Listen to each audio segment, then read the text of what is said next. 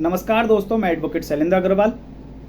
आप सभी ने सुना होगा सरकारी गवाह। सरकारी गवाह क्या होता है? आपने देखा होगा पुलिस किसी अभियुक्त को ही सरकारी गवाह बना लेती है। जब पुलिस को कोई एविडेंस नहीं मिलती है किसी अपराध से संबंधित कि किस व्यक्ति ने अपराध किया है, तो पुलिस क्या करती है, जो अभियुक्त व्यक्ति होता है उन्हीं में से किसी एक को सरकारी गवाह बना लेती है। उससे कहती है कि हम तुम्हें माफ़ी दिलवा देंगे, तुम्हें क्षमा करवा देंगे, तुम्हारी सज़ा को माफ़ करवा देंगे, तुम हमारे सरकारी गवाह बन जाओ और कोर्ट को सब कुछ सच सच बता दो। तो वह व्यक्ति जब यह स्वीकार कर लेता है सरकारी गवाह बनने को, तो उसको कहा जाता है अप्रूवर।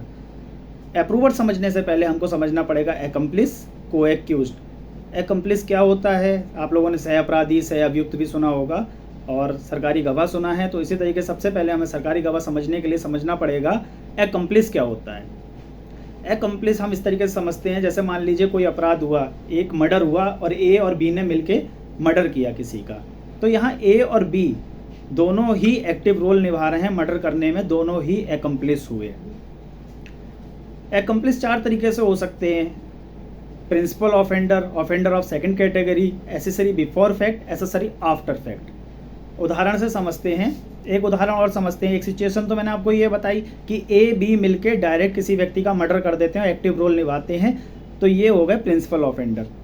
अब इन ए और बी को अपराध करने के लिए जिसने उकसाया, षड्यंत्र रचा, इन्हें हथियार उपलब्ध कराए, इन्हें पैसा उपलब्ध कराया, भागने में मदद करी, इन्हें सूचना दी कि ये व्यक्ति इस जगह जा रहा है, तुम जाके इसका मर्डर कर दो, तो ये सभी व्यक्ति अपराध में इनडायरेक्टली रूप से सहायता कर रहे हैं, ये भी एक्म्प्लिस कहलाएंगे। यानी कि जैसे कि मान लीजिए कि ए और बी बैंक लूटने जाते हैं, सी गाड़ी में बैठ के उनका वेट करता है कि तुम बैंक लूट के आओ, जल्दी से तुम आना, गाड़ी में बैठना, मैं तुम्हें ले जाऊंगा और एक गुप्त जगह पे छोड़ दूंगा। तो यहाँ ए बी सी ने देखिए सिर्फ इतना अपराध, मेन रूप से भूमिका नहीं निभाई है अपराध करने में, सी ने सिर्फ इतना अपराध किया है कि उनको भगाने में मदद करी है। तो यहाँ सी भी एक्म्प्लिस है, तीनों पे बराबर चार्ज लगेगा, तीनों ही मुख्य रूप से अपराधी हैं, इनके खिलाफ मुकदमा चलेगा, ये एक्म्प्लिस कहलाते हैं। एक्म्प्लिस हमने समझा, पहली कैटेगरी बताई कि डायरेक्ट किसी एक्टिव रोल निभाते हैं, मर्डर कर देते हैं, तो वो हो गया प्रिंसिपल ऑफेंडर। कोई उनकी सहायता करता है, दुष्प्रेरण करता है, उकसाता है या फिर पैसों से मदद करता है, भागने में मदद करता है, तो मैंने आपको बताया कि वह होते हैं प्रिंसिपल सेकंड कैटेगरी। दूसरा बताया accessory before fact. Accessory before fact में क्या होता है? एसेसरी बिफोर फैक्ट उनको कहते हैं कि कोई अपराध होने से पहले किसी व्यक्ति को कोई उकसा रहा है, मदद कर रहा है, तो हथियार उपलब्ध करा रहा है, षड्यंत्र रच रहा है, यानी कि अपराध होने से पहले जो जो लोग भाग लेते हैं उस अपराध को करने के लिए, वह कहलाते हैं accessory before fact. Accessory after fact, मान लीजिए कोई अपराध हो गया, अपराध होने के बाद में उस व्यक्ति को कह रहा है कोई कि तुम्हारा मैंने टिकट बुक करा दिया है, तुम यहाँ से भाग जाओ, ये लो पैसे लो और लो यहाँ छुप जाओ जाके, किसी अभियुक्त की छुपने में मदद कर रहा है, तो ये सारे व्यक्ति एसेसरी आफ्टर फैक्ट कहलाएंगे। तो ये चार तरीके से, चार सिचुएशन मैंने बताई, चारों सिचुएशन जो हैं ये सब अपराधी होते हैं और ये सब एक्म्प्लिस कहलाते हैं। अब एक्म्प्लिस अप्रूवर कब बनता है, इसके लिए हमें समझना पड़ेगा एविडेंस एक्ट का सेक्शन 133, 114, इसका दृष्टांत बी। 133 में बताया गया है किसी एक्म्प्लिस ने जब कोई कन्फेस किया है और अदर अभियुक्तों के विरुद्ध भी कुछ बताया है तो उसके बिहाफ पे सजा की जा सकती है। साथ ही 114 में ये बताया गया है कि जो एक व्यक्ति एक्म्प्लिस है, जो खुद अपराधी है, किसी दूसरे अभियुक्त के खिलाफ गवाही दे रहा है, भाई वो वादा माफ़ी गवाह बन गया, सरकारी गवाह बन गया, उस पर कैसे विश्वास किया जा सकता है? ये भी तो संभव है कि उसे सज़ा माफ़ी का वादा किया गया इसलिए वो झूठ बोल दे। संभव है कि जो खुद अपराधी है उस पर कितना ही विश्वास किया जा सकता है, वो दूसरे अभियुक्त को फंसा के खुद को सज़ा माफ़ करवा ले।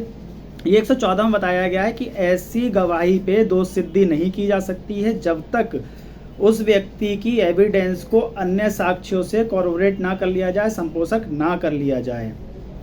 तो एक्म्प्लिस को पुलिस गवाह बनाती है। जो मैंने बताया कि एक्म्प्लिस चार तरीके के होते हैं, इनमें से जिसने सबसे कम रोल निभाया होता है, जैसे गाड़ी में बैठ के जो व्यक्ति भाग ले रहा था, सेकंड कैटेगरी का जो ऑफेंडर होता है, तो पुलिस क्या कोशिश करती है, जिसने सबसे कम अपराध में भाग लिया है उससे कहे कि तुम हमें सच सच बता दो कैसे घटना घटी, हम तुम्हारी सज़ा माफ़ करवा देंगे।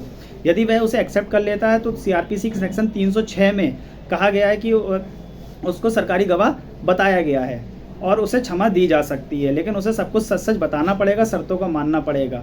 लेकिन अगर वह झूठ बोलता है तो उसे भी सज़ा हो सकती है। सरकारी गवाह यदि झूठ बोलता है तो उसको भी सज़ा हो सकती है। सरकारी गवाह की एविडेंटरी वैल्यू क्या होती है? सरकारी गवाह की एविडेंटरी वैल्यू वही होती है जो अदर विटनेस की होती है, अप्रूवर की वही वैल्यू होती है। क्यों होती है? क्योंकि वह साक्ष्य जो देता है ओथ पर देता है, उससे क्रॉस एग्जामिन हो सकती है। जैसे आप अदर विटनेस से, प्राइवेट विटनेस जो होते हैं, आप जैसे उनसे जिरह करते हैं वैसे ही इनसे जिरह कर सकते हैं। इसीलिए इनकी रिलायबिलिटी अधिक होती है। आप इनसे जिरह कर लेते हैं, इनकी एविडेंस ओथ पे होती है और इनकी एविडेंस पे सज़ा हो सकती है। लेकिन साथ ही एक अपवाद है 114 में, उसमें बताया गया है कि सज़ा तो हो सकती है लेकिन एक बार उसको कॉर्पोरेट कर लेना चाहिए। अब को एक्यूज्ड क्या होता है? देखिए, जितने ये अभियुक्त व्यक्ति हैं इसमें से हो सकता है कोई व्यक्ति भाग जाए, जरूरी नहीं है सभी के खिलाफ साथ में विचारण चले। कोई भाग सकता है, 3 लोगों के खिलाफ पहले चार्जशीट आ जाए, एक के खिलाफ बाद में सप्लीमेंट्री चार्जशीट आए। तो जितने अभियुक्त व्यक्ति के विरुद्ध साथ में ट्रायल चल रहा है, मुकदमा चल रहा है, ये बात की बात है कि उसे सजा होगी या छूटेगा। यानी कि मैंने आपको बताया कि जितने लोगों ने अपराध किया वो तो सब एकम्प्लिस हो गए, लेकिन जितने लोगों के विरुद्ध कोर्ट में ज्वाइंट ट्रायल चल रहा है, विचारण में सब भाग लिए हुए हैं, जिनके खिलाफ ज्वाइंट चार्ज बन रहा है, वह सब को एक्यूज्ड कहलाते हैं। किसी की इन्फॉर्मेशन पे दूसरे व्यक्ति को अभियुक्त बनाया गया है, वो भी को एक्यूज्ड कहलाएगा। माइनर सा अंतर है। एकम्प्लिस जरूरी नहीं है कि एकम्प्लिस है तो वो को एक्यूज्ड भी बन जाए। हो सकता है वह भाग जाए, उसके खिलाफ मुकदमा ना चले या उसके खिलाफ 299 की कार्रवाई चले। तो ऐसी कंडीशन में एकम्प्लिस अलग होता है, को एक्यूज्ड अलग होता है, अप्रूवर अलग होता है। मैंने आपको बताया कि अप्रूवर की एविडेंस पे सजा हो सकती है, लेकिन एक अपवाद है 114। सजा जो हो सकती है वो बताया गया 133 एविडेंस एक्ट में। क्या को एक्यूज्ड की एविडेंस पे सजा हो सकती है? इसके लिए हमें समझना पड़ेगा एविडेंस एक्ट का सेक्शन 30। सेक्शन 30 में बताया गया जितने भी सह अभियुक्त हैं, यदि वह कोई कन्फेस में से कोई व्यक्ति कन्फेस करता है तो दूसरे अभियुक्त के विरुद्ध ऐसी कन्फेशन सिर्फ कंसीडर की जा सकती है, उस पर सजा नहीं की जा सकती है। आप वर्ड को समझिए।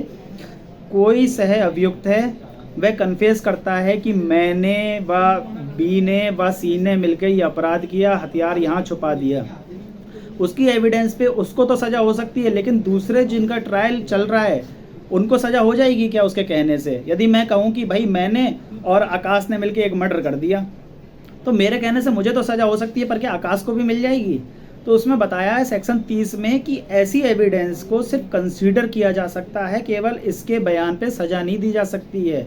वह सजा देने के लिए उस एविडेंस को कॉर्पोरेट करना पड़ेगा, क्योंकि अभियुक्त पे ज़्यादा विश्वास नहीं किया जा सकता है। जो अभियुक्त कन्फेस कर रहा है, हो सकता है उसकी आकाश से कोई दुश्मनी हो, इसीलिए वो आकाश को फंसा रहा हो, तो इसीलिए अदर एविडेंस से उसको कॉर्पोरेट किया जाएगा। तो हमने समझा एकम्प्लिस, जितने लोग अपराध में भाग लेते हैं वह सब एकम्प्लिस होते हैं। जितने लोगों के खिलाफ ज्वाइंट ट्रायल चलता है वह सब को एक्यूज्ड होते हैं। जो एकम्प्लिस सरकारी गवाह बन जाता है वो अप्रूवर कहलाता है। इसी तरीके की और जानकारी के लिए मेरे चैनल को सब्सक्राइब करें, लाइक करें, कमेंट्स करें। आपका बहुत बहुत धन्यवाद।